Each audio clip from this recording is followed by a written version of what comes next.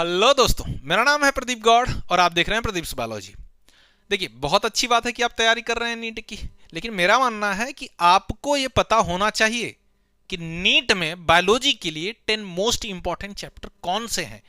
अगर आपने उन 10 मोस्ट इंपॉर्टेंट चैप्टर्स को कवर किया, बहुत अच्छे से तैयार किया, तो आप नीट में मैक्सिमम मार्क्स स्कोर कर सकते हैं। इवन बस इन 10 चैप्टर से मैं कहता हूं 45 to 50 क्वेश्चन फ्रेम होते हैं। और सबसे मजेदार बात क्या है, ये जो चैप्टर हैं, एक चैप्टर का कोई कॉन्सेप्ट किसी दूसरे चैप्टर में भी इस्तेमाल होता है, जिसकी वजह से आपकी अंडरस्टैंडिंग अच्छी होती है, ज्यादा इजी हो जाता है क्वेश्चन को अटेम्प्ट करना, उसको सॉल्व करना। ठीक है, वो चैप्टर कौन से हैं चलिए देख लेते हैं। लेकिन हाँ, चैनल पर पहली बार है तो चैनल को सब्सक्राइब कर लीजिए और दोस्तों के साथ भी शेयर कर दीजिए। ठीक है, आइए बच्चों देख लेते हैं। यहां पर देखिए, सबसे पहले मैंने रखा है किसको, हमारा favourite cell cycle cell division. अगर मैं बात करूं कि सेल साइकिल सेल डिवीजन में क्या इंपॉर्टेंट है, तो मैं कहता हूं सर, सबसे पहली चीज समझिए आप, इंटरफेज है ना।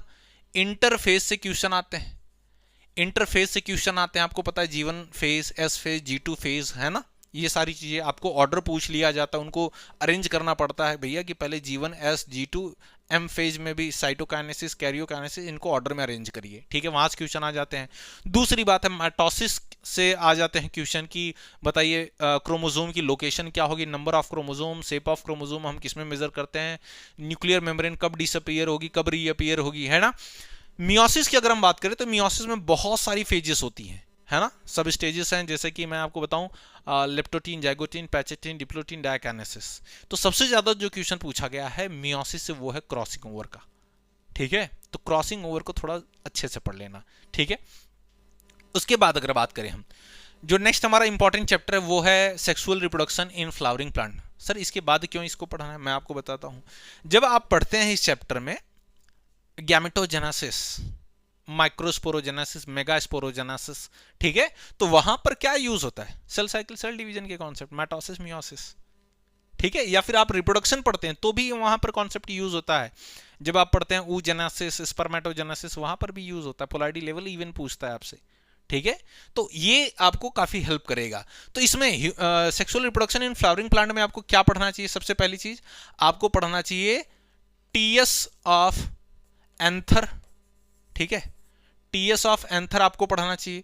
दूसरी बात, माइक्रो एंड मेगा स्पोरोजेनेसिस पढ़ लेना चाहिए, बहुत ही इंपॉर्टेंट क्वेश्चन आते हैं। ठीक है, फिर उसके बाद एंट्री ऑफ पॉलन ट्यूब, ठीक है, इनटू ओव्यूल, वो आपको पढ़ लेना चाहिए।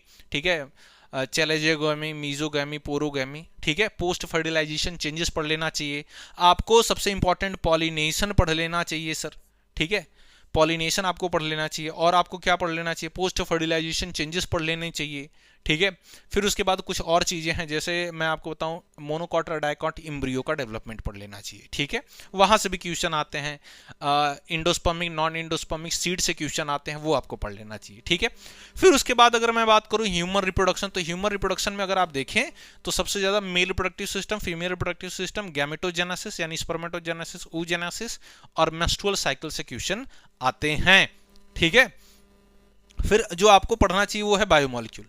सर बायोमोलिक्यूल क्यों, बायोमोलिक्यूल एक ऐसा चैप्टर है बच्चों, अगर मैं देखूं तो मैं कहता हूं 4 to 5 क्वेश्चन आपके बायोलॉजी में पूछ लिए जाएंगे। और यही जो चैप्टर है ऑलरेडी केमिस्ट्री में है, तो वहां पर भी अगर आप देखें तो ऑन एन एवरेज 3 क्वेश्चन पूछ लिए जाएंगे। तो इस चैप्टर की वैल्यू हो जाती है, अगर मैं देखूं तो on an average 7 to 8 question पूछे जाएंगे। तो काफी इंपॉर्टेंट चैप्टर है। ठीक है, एक चैप्टर पढ़े जो मैक्सिमम टाइम काम दे। अच्छा, यही जो चैप्टर है इसमें आप डीएनए, आरएनए वगैरह पढ़ते हैं, प्रोटीन वगैरह पढ़ते हैं, तो यही सारी चीजें मॉलिक्यूलर बेसिस ऑफ इनहेरिटेंस में भी इस्तेमाल होती हैं। ठीक है, अच्छा उसके बाद आपको क्या पढ़ना चाहिए, principle of inheritance and variation. Principle of inheritance and variation में अगर मैं बोलूं बच्चों आपसे कि principle of inheritance and variation में क्या पढ़ना है आपको, ध्यान से सुनिए। सबसे पहले अगर मैं बोलूं प्रिंसिपल ऑफ इनहेरिटेंस में आप पढ़िए, मैं कहता हूं सर मेंडेलियन डिसऑर्डर, है ना। क्या हो रहा है, जस्ट अ सेकेंड, क्या पढ़ना चाहिए आपको, मेंडेलियन डिसऑर्डर। मेंडेलियन डिसऑर्डर में क्या क्या चीजें आ जाती हैं, 3 डिसऑर्डर आपको पढ़ने हैं, क्लाइनफेल्टर सिंड्रोम, टर्नर सिंड्रोम और एक है डाउन सिंड्रोम, ये पढ़ लीजिए। फिर उसके बाद आपको पढ़ना है मेंडेलियन क्रोमोसोमल डिसऑर्डर, पढ़िए आप। ठीक है, जस्ट अ सेकेंड, आपको पढ़ना चाहिए फिर क्या, क्रोमोसोमल डिसऑर्डर। ठीक है, क्रोमोसोमल डिसऑर्डर। क्रोमोसोमल डिसऑर्डर में क्या आता है, क्रोमोसोमल डिसऑर्डर में आप देखेंगे एक्स लिंक रिसेसिव आपको पढ़ना है, दो डिजीजेस पढ़नी है आपको, पढ़ना है कलर ब्लाइंडनेस और हीमोफीलिया। फिर ऑटोसोमल रिसेसिव डिसऑर्डर, ठीक है, उसमें आपको सिकल सेल एनीमिया पढ़ना है, थैलासीमिया पढ़ना है, फेनाइल कीटोन्यूरिया पढ़ना है, ये चीजें पढ़नी है, तो वहां से अच्छे क्वेश्चन आते हैं। फिर उसके बाद बच्चों आपको पढ़ना चाहिए सेक्स डिटर्मिनेशन, है ना, सेक्स डिटर्मिनेशन आपको पढ़ना चाहिए कि कैसे होता है सेक्स डिटर्मिनेशन। फिर उसके बाद अगर देखें आप मेंडल डेविएशन, ठीक है, मेंडल डेविएशन, मेंडल डेविएशन में क्या आता है, मेंडल डेविएशन में आता है इनकम्प्लीट डोमिनेंस, वो पढ़ लेना चाहिए आपको, को डोमिनेंस पढ़ लेना चाहिए, प्लियोट्रॉपी क्या होती है वो पढ़ लेना चाहिए, मल्टीपल एलिलिज्म पढ़ लेना चाहिए। ये चीजें आपने कवर कर ली, आपका काम हो गया। ठीक है, मैक्सिमम आप देखेंगे क्वेश्चन यहां से अटेम्प्ट होते हैं। उसके बाद आप पढ़ सकते हैं मेंडल्स लॉ, ठीक है, आपकी चीजें हो जाएंगी। फिर टेस्ट क्रॉस बैक क्रॉस, ये छोटी छोटी चीजें हैं वो आप कवर कर सकते हैं। उसके बाद मैं बात करूं बच्चों, ठीक है, हमने 5 इंपॉर्टेंट चैप्टर देख लिए। अब देखिए molecular basis of inheritance. Molecular basis of inheritance में क्या पढ़ना चाहिए आपको, मॉलिक्यूलर बेसिस में सबसे पहले मैं कहता हूं सर आप डीएनए के बारे में पढ़ लीजिए, डीएनए क्या होता है, डीएनए का स्ट्रक्चर, प्यूरिन पिरिमिडीन क्या होते हैं, उनके बीच बॉन्डिंग कैसी होती है, चारगाफ रूल क्या है, ये सारी चीजें। ठीक है, जेनेटिक कोड, ठीक है, आप पढ़ लीजिए जेनेटिक कोड, ठीक है, जेनेटिक कोड पढ़ लीजिए। ठीक है, सेंट्रल डोग्मा आप पढ़ लीजिए, रेप्लिकेशन ट्रांसक्रिप्शन ट्रांसलेशन क्या होता है, डीएनए फिंगरप्रिंटिंग क्या होती है वो पढ़ लीजिए, DNA packaging in prokaryotes eukaryote, और तीनों ही जो एक्सपेरिमेंट हुए हैं डीएनए के वो पढ़ लीजिए। ठीक है, काम हो जाएगा आपका।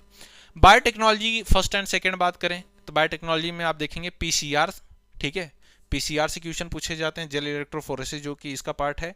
फिर उसके बाद अगर मैं बात करूं कुछ जैसे आप देखते हैं जीएमओ से क्वेश्चन आते हैं। ठीक है, दोनों में बायोटेक्नोलॉजी दोनों की बात कर रहा हूं। तो मॉलिक्यूलर बेसिस ऑफ इनहेरिटेंस में भी आप देखते हैं जब आप पढ़ते हैं रेप्लिकेशन तो वहां पर रिस्ट्रिक्शन इंडोन्यूक्लियेज एंजाइम यूज होता है डीएनए को कट करने के लिए, तो वही रिस्ट्रिक्शन इंडोन्यूक्लियेज के बारे में यहाँ पे डिटेल में दिया गया है। ठीक है, फिर आप बात करते हैं वेक्टर, वेक्टर के बारे में आपको पढ़ लेना चाहिए, रिस्ट्रिक्शन इंडोन्यूक्लियस के बारे में डिटेलिंग में पूछता है। ठीक है, ये छोटे छोटे टॉपिक हैं। ठीक है, फिर उसके बाद डीएनए का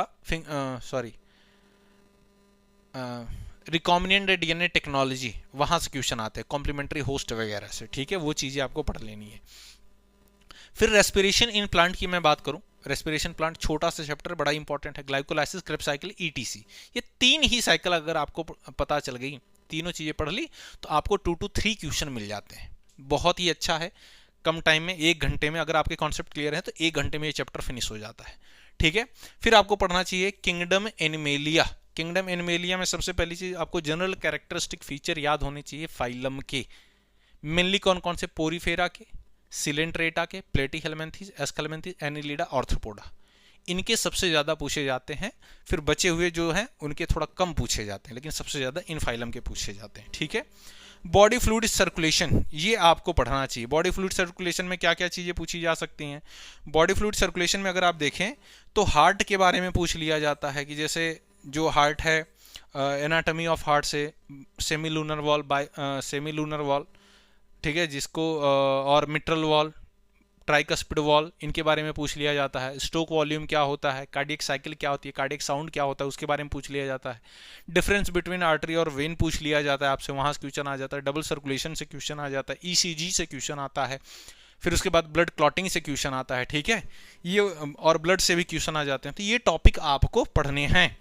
ठीक है, तो ये मोस्ट इंपॉर्टेंट चैप्टर्स हैं, अगर इनको आपने कवर कर लिया, अगर मैं देखूं यहां से 3 क्वेश्चन ऑन एवरेज तो पूछा ही जाता है, 3 to 4। ठीक है, ये आपने कवर कर लिया तो आपका काम हो जाएगा।